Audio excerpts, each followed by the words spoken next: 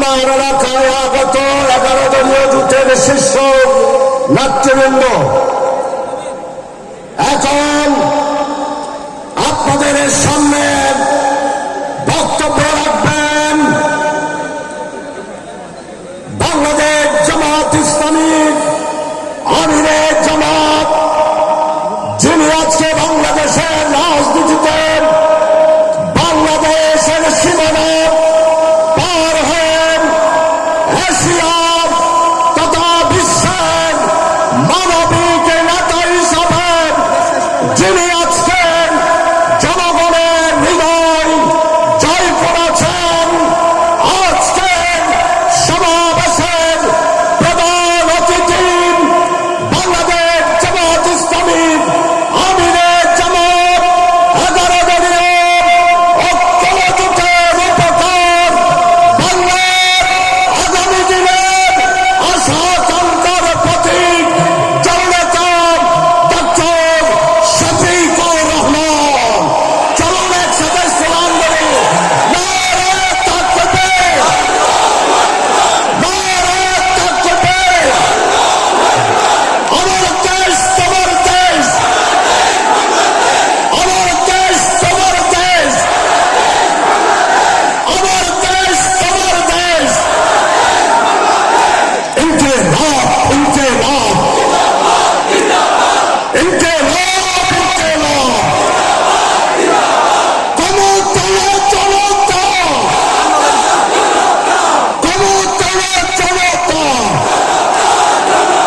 সম্মানিত প্রধান অতিথিকে আমার আজকে চট্টগ্রাম সর্বস্তরের মানুষের উদ্দেশ্যে বক্তব্য রাখার জন্য বিনয়ভাবে অনুরোধ করছি ডক্টর শফিকুর রহমান, ডক্টর শফিকুর রহমান।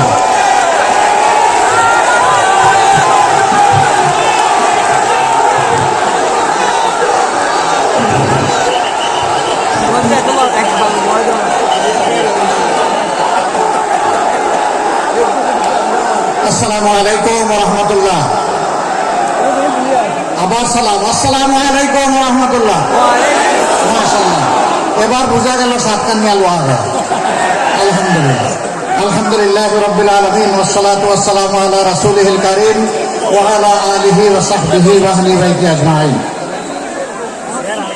প্রিয় দক্ষিণ চট্টগ্রামবাসী, আপনারা কেমন আছেন?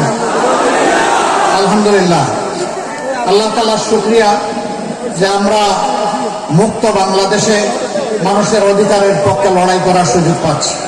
আলহামদুলিল্লাহ। 24 না হলে কি 26 পাওয়া যেত? তো 24কে যারা স্বীকার করে তারাই তো 26-এর উত্তরসূরি নাকি? আর যারা 24 স্বীকার করে না তাদের জন্য কোনো 26 আছে? তাদের জন্য ইনশাআল্লাহ 26-এ লাল কার্ড। প্রিয় চট্টগ্রামবাসী, আমার আগে গুরুত্বপূর্ণ বক্তব্য রেখেছেন বর্তমানে বাংলাদেশের রাজনীতির এক চলন্ত ইতিহাস, মুক্তিযুদ্ধের এক জীবন্ত ইতিহাস, ন্যায়ের পক্ষে সোচ্চার এক আপোষহীন রাজনৈতিক নেতা, যিনি কোনো লোভে পড়ে কখনো কোনো অন্যায়ের সাথে আপোষ করেননি। তিনি বক্তব্য রেখেছেন, আমি তাকে সর্বান্তকরণে শ্রদ্ধা করি। আল্লাহ তাআলার কাছে দোয়া করি তাদের কল্পনার যে বাংলাদেশটার জন্য তারা যুদ্ধ করার আগে বলেছিলেন উই রিভল্ট, পাকিস্তান বাহিনীকে লাল চোখ দেখিয়ে যারা বলেছিলেন আমরা তোমাদের বিরুদ্ধে বিদ্রোহ করলাম, তিনি যেন তার জীবদ্দশায় তাদের আকাঙ্ক্ষা সেই বাংলাদেশটা দেখে যেতে পারেন। বাংলাদেশ আলহামদুলিল্লাহ আমরা বিশ্বাস করি 12 তারিখ পথ খুঁজে পাবে। বাংলাদেশের মানুষ ইনশাআল্লাহ সিদ্ধান্ত নিতে ভুল করবে না। যে যুবকদের নেতৃত্বে আমাদের বিপ্লব সফল হয়েছে সেই যুবকরাই বাংলাদেশের পথ দেখিয়ে দিয়েছে। ডাকসু থেকে শুরু জকসুতে এসে আপাতত থেমেছে। সব জায়গায় একই চিত্র। আমরা চাই দালাল মুক্ত বাংলাদেশ, আমরা চাই চাঁদাবাজ মুক্ত বাংলাদেশ, আমরা চাই দুর্নীতিবাজ মুক্ত বাংলাদেশ, আমরা চাই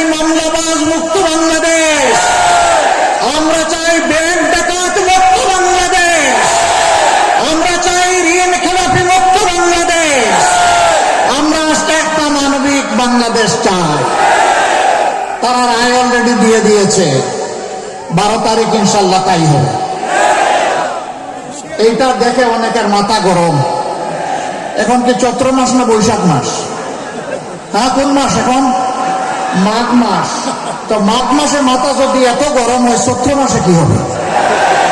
ভাই একটু ঠান্ডা রাখো মাথা। যেদিকে যাও সেই দিকে মাথা গরমের লক্ষণ ফুটে উঠে। হ্যাঁ, মানুষ যখন হতাশ হয়, মানুষ যখন নিজের ব্যর্থতার গ্লানি চোখের সামনে দেখতে পায়, তখন চোখের মধ্যে সর্ষা ফুল ঘুরতে থাকে। তখন অনেক সময় নিজের স্ত্রীকেও মা বলে সম্বোধন করে ফেলে। আমরা বাংলাদেশে এখন তাই দেখতে পাচ্ছি। ইনশাআল্লাহ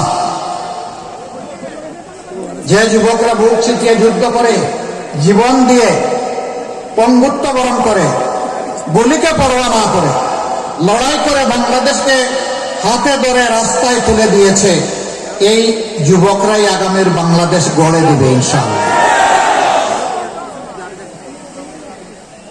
যুবকরা, বেকার ভাতা না কাজ?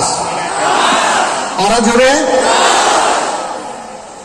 24-এর গণবিপ্লবে একটিবারের জন্য একজন যুবক বলে নাই যে আমরা বেকার ভাতার জন্য আজকে লড়াই করছি। তারা বলেছিল আমাদের মেধা যোগ্যতাকে স্বীকৃতি দিতে হবে, মেধা যোগ্যতা অনুযায়ী আমার হাতে কাজ তুলে দিতে হবে, আমি দেশ গড়ার একজন কারিগর, কর্মচারী, কর্মকর্তা হিসাবে কাজ করতে চাই।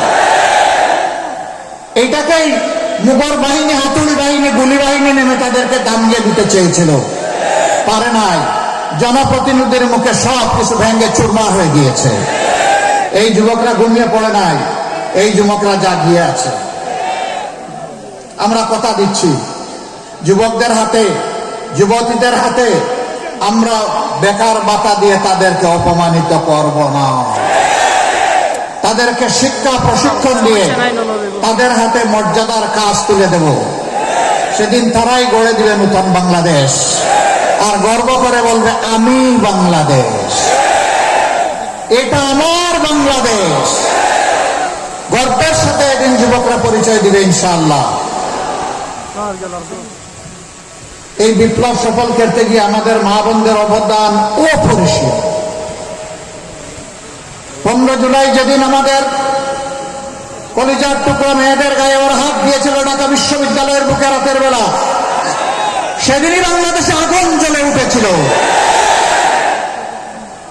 পরের দিন সেই আগুনের বিস্ফোরণ হয়েছিল সারা দেশে। চট্টগ্রামে একজন সহ 6 জন জুলাই যুদ্ধ তাদের জীবন এই জাতির জন্য উপহার দিয়েছিল। বিশেষ করে স্মরণ করতে হয় আবু সাইদকে। বেগম রোকেয়া বিশ্ববিদ্যালয়ের মেধাবী ছাত্র রাস্তায় নেমে বলেছিল আমার অধিকার দে, না হয় আমাকে একটা গুলি দে। ডানা মেলে বলেছিল বুকের ভিতরে তুমুলি ঝড়, বুক পেতেছি গুলি কর। বুক পেতেছিল, পিঠ দেখায় নাই।